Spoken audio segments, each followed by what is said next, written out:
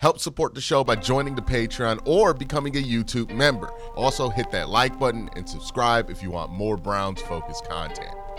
So the Browns had another practice today. This time it was padded early in the morning, and we got an early morning scare with DeJuan Jones, because the first thing I read on my timeline about Browns practice is that DeJuan Jones had just left practice on the cart.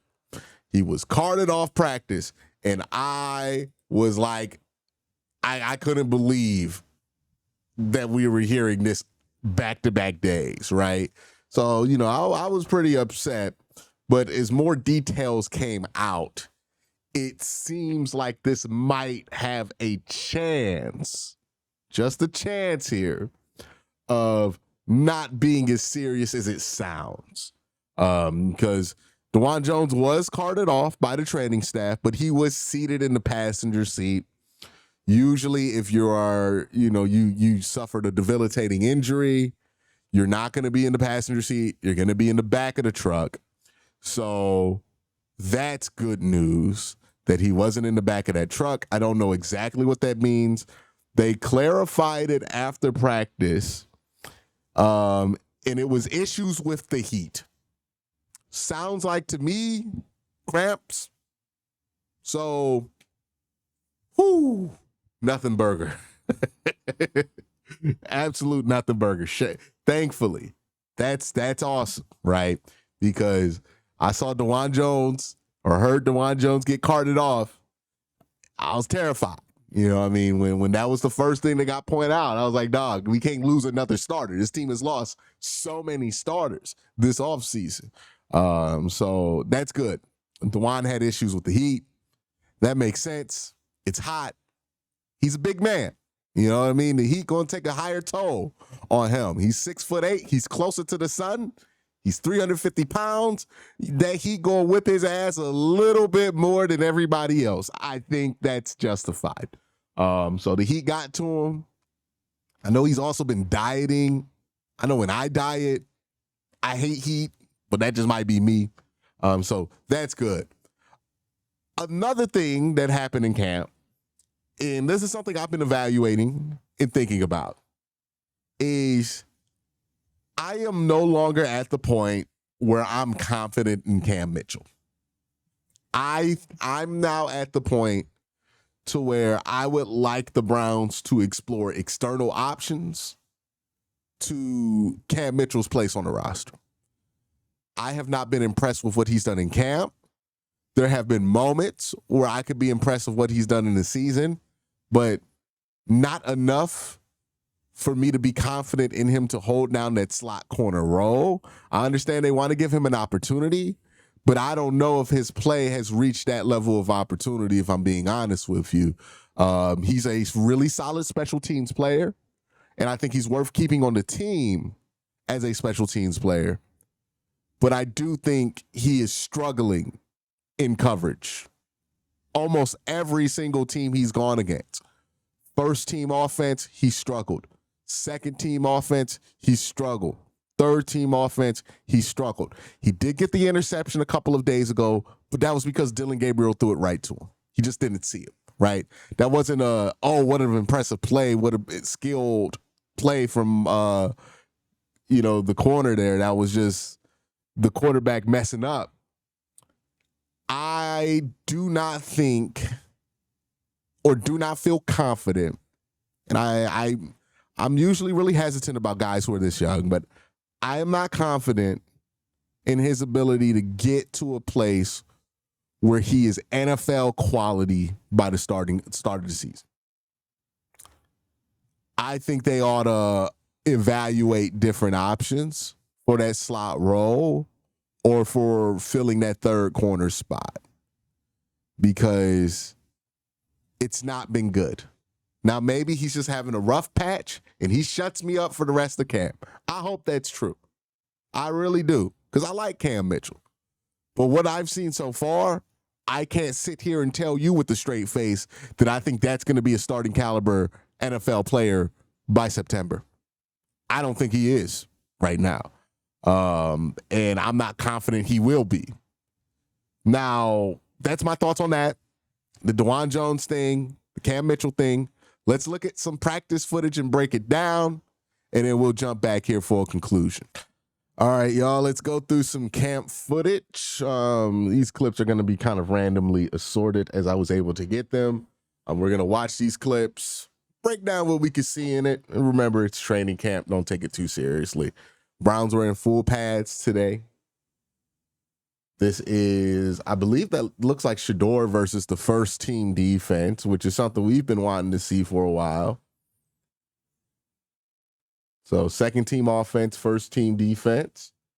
Right there to start, Cornelius Lucas gets a little bit excited to block Myles Garrett. So he jumps there. So this play would not be legal, but that's not really anybody's fault other than Cornelius Lucas.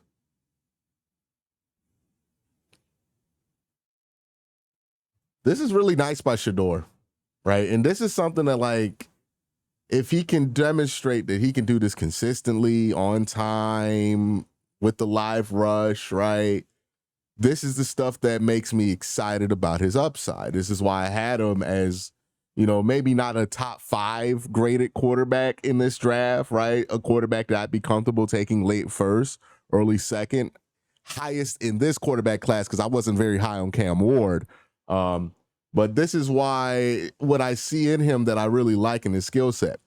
Look at the feet here and look at how he finds his passing lane, right? Because we talk about this a lot with Dillon Gabriel needing to do it because Dillon Gabriel is 5'11", but SHEDEUR is still going to have to do some of this, even at 6'1", almost 6'2". And he does a great job of it, right? Slides through the window. Great feet. Doesn't abandon his base, right? And then he finds the window, and look at this throw. This is a great throw. Thrown with anticipation to a spot, layering it over Myles Garrett, understanding this needs a high release point when you have a beast like Myles Garrett in a one-on-one situation, and then just getting rid of this ball on time, in anticipation, bam. This is what I want the standard to become for SHEDEUR, right? This is why, you know, look, I have belief in SHEDEUR Sanders. So I'm going to be a harsh critic of SHEDEUR because I do think he has upside. I know some people are going to interpret that as, oh, you're hating on him because you're not absolutely always on your knees for the guy. And there are people who are willing to do that for SHEDEUR. But I think he has upside, but, you know, you still got to live up to it. You still got to do it. In reality, there's a lot of guys on the bench in the NFL with upside. And this is the kind of stuff that you like to see, right? You know, it's simple stuff, right?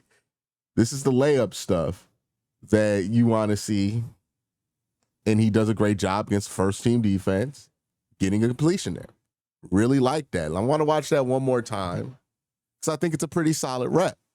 It's not like game changing. It's not going to make you shoot him up the depth chart automatically, but it's nice to see. Good poise. Myles gets free a little bit, doesn't panic, throws that ball on time with anticipation, solid accuracy, finding a passing window, right? Getting the ball out on time. That's exactly what you want to see from SHEDEUR. So I thought that was a really good rep versus that first team.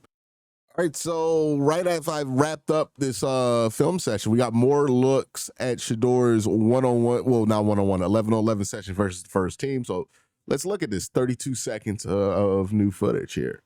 This looks like a little play action rollout here.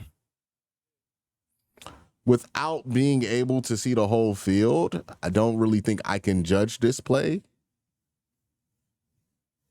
because I don't know where Ronnie Hickman is depth-wise, as he's in a place to kind of cut off this over. And that's why SHEDEUR threw it behind, or if SHEDEUR simply just threw an inaccurate ball. Might have just been an inaccurate ball.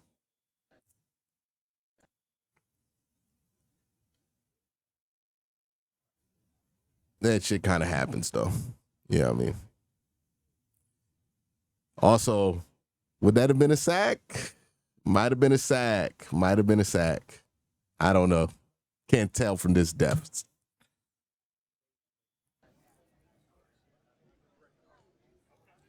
Here, this is that run play.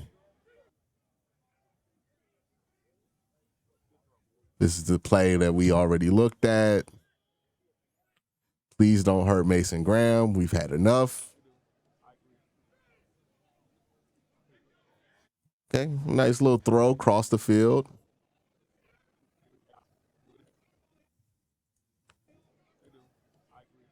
Again, like the SHEDEUR staying in there.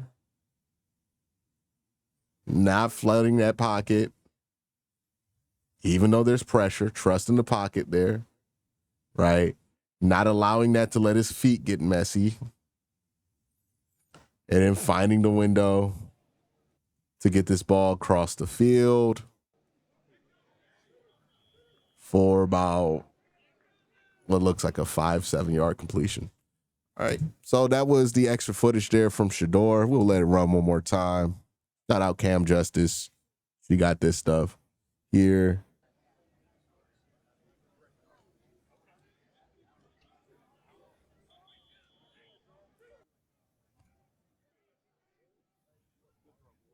Really nice one there.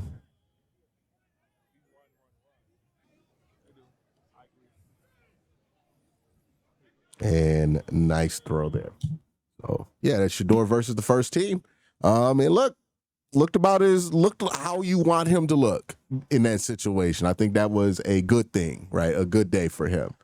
You know, what you want for a rookie quarterback in that situation, you go up against first team defense, simply don't look like you don't belong. He looks like he belongs in that drill against the first team defense. So good on SHEDEUR. Continue to do that. And, you know, eventually he will start for this team and be able to play games for this team if he continues to put down work like that. So they're giving him a little bit of a look here, you know, let's see what he looks like with the ones. And I know everybody is super eager and wants to rush things. Guys, we're still in the first week of training camp. We got to remember that. We're still in the first week of this thing. So let's let it play out, right, over a longer period of time. Joint practice is going to change the status quo of training camp quite significantly. And the Browns have 2 of those. So don't assume just because it didn't happen in the first week of training camp that he's not going to get certain opportunities for coaches to remember or come back to down the line. Or, you know, if it's a situation where it truly is wide open at quarterback, Joe Flacco looks terrible. Kenny Pickett doesn't look like he's going to be back for week 1. And I'm saying this is like a hypothetical situation. I'm not saying this is exactly what's going on. But let's say the Browns are in a situation where it's like, hey, we need to start one of the rookies week 1, which I think is not what they would want. You know, you could put yourself in a position to win that job in that kind of a scenario. So just keep on winning the reps that he's playing, and he'll be in a good place sooner than later. You know what I mean? This guy have some patience, though. People talking about the first week of camp like it's the whole season already. Just have some patience. This is not against the first team. This is against the second team. You can tell by the number of 60s that you see on the defensive line. Nice little throw here to the tight end. And again, one of the things I was, you know, kind of complaining about with SHEDEUR in the earlier camp footage that we saw was, hey, the ball's not coming out on time. It seems like he's holding it. You notice today, these 2 throws that we're looking at, look at the timing that the ball is coming out. 1, 2, out. Nice, right? Let's see if he ties it to his feet. He does a really good job with this. Let's look at his feet here. Step, boom. I criticize him when he doesn't do it because I know he's capable of doing it, right? If I thought he sucked, I wouldn't be critical of him. I wouldn't say shit about him, right? You know, I don't really criticize Kenny Pickett because I don't really believe in him. But SHEDEUR, I have some belief in, right? That's what you want to see. Just get it out quickly, right?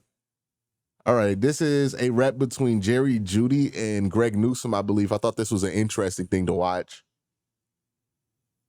So, boom, great start by Jerry Jeudy here at the top.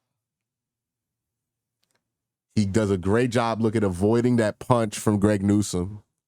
Greg probably could have gotten a better punch off, right? And I think this is where Greg kind of struggles a bit, is he doesn't have the most violent hands, because look, that's not very violent, but also he's not really a great puncher. Another thing I saw here, look at how this punch, right? You want, when your corner's punching, them to be in that squatted position and then go forward. From everything I've watched about DB coaching, right? You want them in that position, keeping that base, not really adjusting it so they don't lose position, and you want them punching forward. And look at how this swing here kind of takes him off. You see that right there? That swing kind of takes his feet off the ground. It moves his ass up in there. It's just a bad swing there. Jerry sees that, gets right by him. Some great rep there. Makes him miss right by him. Gets separated. And look, at this point, Greg Newsome is cooked. But this is why Greg is a first-round pick. Because look at the recovery. Boom. That's beautiful right there. Watch Greg's head here, too. Like, there's something really subtle about this rep here. Greg's beat. But look at Greg's head. He's looking at where he's at. He's like, okay, I'm beat. What's he running? Okay, he's running an out. I can cut in. Now I can turn my head back, so I'm not going to get pass interference. And then, boom, gets in the way of this. Now, it's probably not the greatest ball in the world. I don't know who threw it. But still a great job by Greg, right? Staying in the reps, staying competitive. We'll watch it full through one more time. And this is going to be important because Greg is going to have to become the main boundary corner with the injury of Martin Emerson.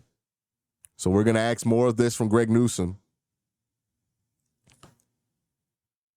So some stuff there to improve in that rep for Greg. Some stuff to like there. This is a rep from Dillon Gabriel. Again, I don't believe this is the first team defense. These numbers do not look like the first team defense. But Dillon steps up here, crowded pocket, and then launches this ball beautifully to 89 here. The big question with Dillon is what's up with the accuracy so far in camp, right? It hasn't been great. He's capable of making some nice throws. We know that he's made some nice throws in college. This pocket gets pretty muddy on him. Good recovery by Cornelius Lucas at the top of your screen there, 71. He gets beat by Joe Tryon-Shoyinka. Does a great job of just pushing him off that rail. And then I also have to give kudos to Dillon Gabriel for not bailing here, right? Because he just steps up, allows that pocket to form, and that gives him the time to find this. So great protection. And then if you're Dillon, way to trust it. And then also a way to launch it here, right? Tight pocket, launches this ball. Boom. Beautiful ball. Good catch. Nice rep here. And again, you want to get this ball 1, 2. You got the extra time. Step into it. Little bit short, but it got there. A completion is a completion, right? You don't get extra yards for being perfectly on time here. All right, here's Joe Flacco. Oh, this is not about Joe Flacco. This is about Myles Garrett. Look at what he does at 71 here. This is why he jumped off sides in that first video. I mean, like this, Myles ain't even doing nothing special here. He just goes inside and just rips him.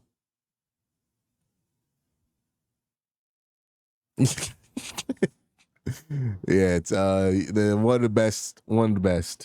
The best to ever play that position in Cleveland for sure.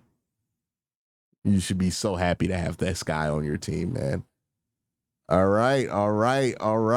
This is, I believe, a Carson Schlesinger highlight. Yes, it is a Carson Schlesinger highlight. Carson Schlesinger, you're hearing that name a lot in camp. That's very good news, right? The Browns they've already taken a lot of hits early on. We haven't even gotten to joint practice.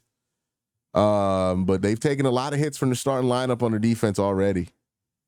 But Schlesinger, man, look at how he gets off. I think that's Joe Bitonio on him, right?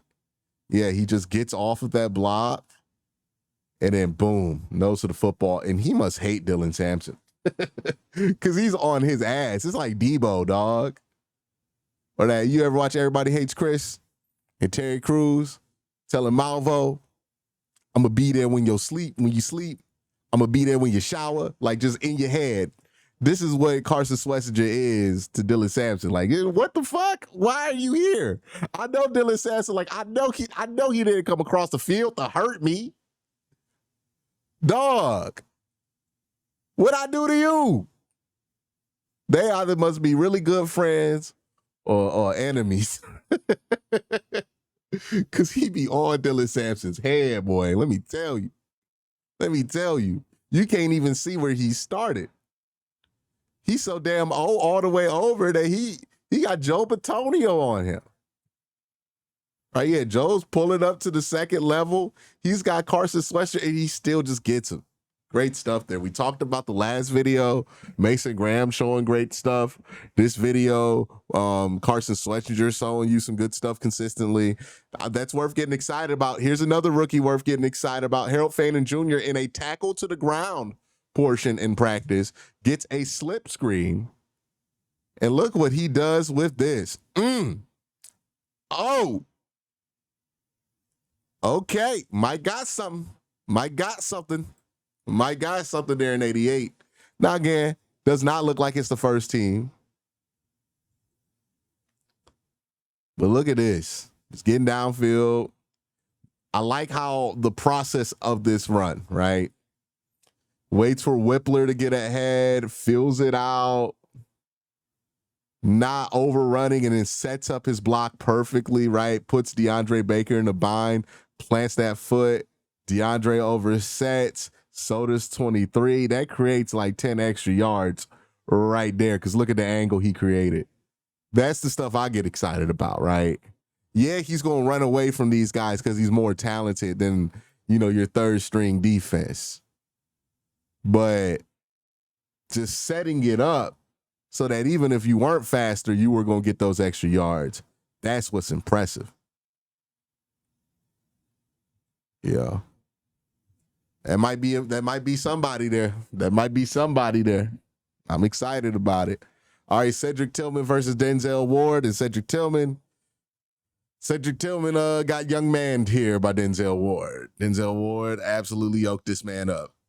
Now, remember we talk about that Greg Newsome jam, right?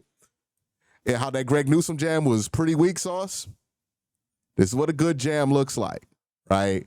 If Jones can get his ass out the way, we can see this better. But you see how when Denzel is punching here, one, look how violent it is. Boom. And then look how quickly Denzel just gets back on his hind legs too. Boom, push. And he beats Cedric Tillman to the spot. Boom, by like a quarter of a second. Also, look at his legs for what you can see. He's not going up. He's going down and forward like he's punching, right? Greg Newsome went back out, rounded the spine, and then swung. That's not good. That's not a good punch. Denzel, boom, look at that shit. That's just great. And he knew he had to, right? Because look at the size advantage that Cedric Tillman has on him. Cedric Tillman's giant compared to Denzel Ward. But Denzel, he's more versatile than I think people understand. Because while Denzel is built like a corner who needs to get downfield, uses quickness, athleticism, and he's certainly capable of that, Denzel Ward has always, even at Ohio State when he was wearing 12, has demonstrated that he is a very violent corner, right? I think that's why he has so many concussion things pop up, because he plays with such brilliant violence in his game. And this is an example of it, right? You saw it at Ohio State when he smacked old dude from Maryland, right? You've seen it throughout his NFL career. Denzel Ward usually gets a pretty big hit once every 8 weeks. And then you're seeing it right here. Look at the violence here. Boom. And then the quickness, the rare quick ability to just be able to be that violent and then plant back and then get right back into position. This is a master class of a rap. I can't even be too concerned about Cedric Tillman because this is just, you're going up against the best in the world here and he got you. And look, Cedric tried to get him back. This is a pretty violent push by Cedric, right? Shoulders in, punch straight forward. Little bit of a hold. Maybe that gets called on Sunday. Maybe it doesn't. It's real dicey. It's a 50-50 prop. It's not even a 50-50. It's like 30% chance maybe they call that. Maybe it doesn't because it's just so quick in the rhythm of the play and it's after contact. You could just say it was handsy. But Cedric gets a nice little violent push in there, but look how he just absorbs it and then gets in there and then finishes the rep. And I know he like, oh, that was early. Let's see if that was early. Was he there before the ball? Nah, that wasn't early, sir. That was not pass interference. That is textbook. Look at that shit. That is beautiful. Look at that. He out all ball. Look at that. Yeah, you got whipped. It's okay, Cedric. You got whipped. It's not like you got whipped by the fifth corner on the team. You got whipped by Denzel Ward, one of the best corners in football.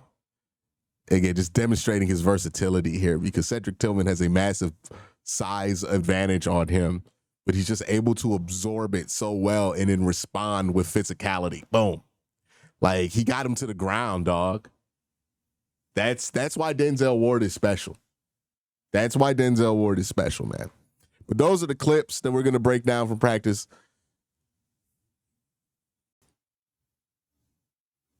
All right, that was the practice for the Cleveland Browns. I thought overall a pretty solid day for them. Quarterbacks continuing to build off of what's been a pretty strong week of play for them. I mean, I'm really excited to get down there and watch these guys and see what they bring to the table. Defensively, we've seen hot moments from some of your rookies. I think overall, we've seen good moments from the rookies. I want to see Dylan Sampson shine more now that they're doing tackle to the ground drills, right? Now that they're actually live tackling. I hope I get to see Dylan Sampson show up there because I got a lot of questions about like this running back room. We haven't seen a lot of big runs be popped off during camp. And, this is a team that's looking to run the ball a lot. Run the ball certainly more than they're throwing it. So a lot of things to figure out here offensively. Defensively, what you're seeing from the young guys has been impressive. Let's hope they continue down this train. And let's just hope we get healthier as camp goes on because this just hasn't been a great start health-wise for this Cleveland Browns team. And it's just felt like unfortunate luck with like the Martin Emerson Achilles tear. Didn't seem like there was anything leading to that, and it popped on them. So that's my thoughts. Let me know your thoughts in the comment section down below. Have a great day. Have an even better night. Peace.